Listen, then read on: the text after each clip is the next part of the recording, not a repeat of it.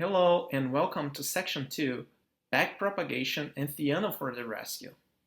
In the previous section, we saw how powerful deep neural networks can be. We even trained a 5-layer neural network. But now, we might be asking ourselves, how can neural networks learn everything that they have to do, given only input-output pairs? To answer that, we have to understand how the backpropagation algorithm works. In this section, we are going to do first an introduction to backpropagation. Then, we are going to take a look at Theano, one of the most popular Python libraries in deep learning. And finally, we are going to optimize a simple Theano model. Let's start with our introduction to backpropagation.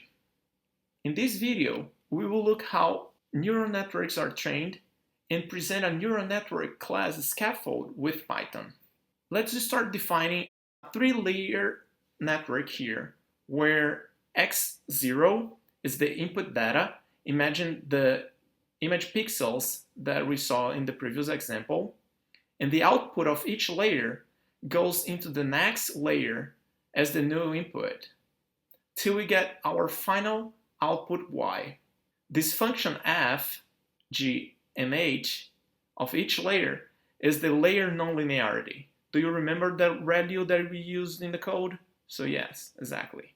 These parameters w and b are the layer weights and bias. In order to train a network, we have to define an error or a cost function between its output and a desired signal d that the network was supposed to return. Here, we are defining the cost function as the mean squared error. There are other functions like the categorical cross entropy that we used in the code, but this won't change the understanding of the general idea. In other words, this cost function just captures how well the network is doing so far.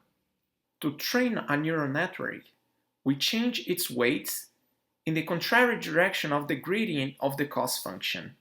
So here's the idea. The gradient points in the direction that maximally changes in an increasing way a function.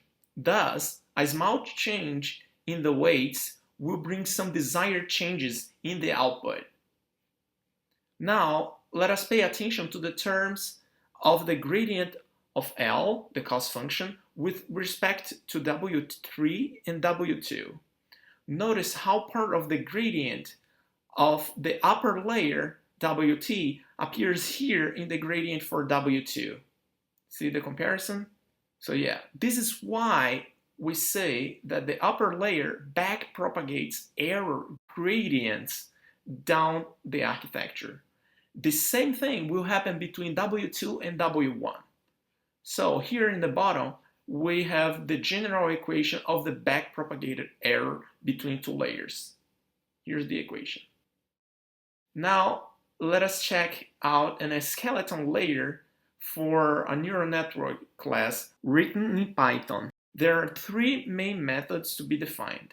The forward propagation method that basically computes the output of a given layer, which for our case, using the equations in the previous slide, is the inner product between weights plus an input bias followed by the nonlinearity. That can be a hyperbolic tangent back in multi-layer perceptrons from the 80s, or ReLUs like we use in our code.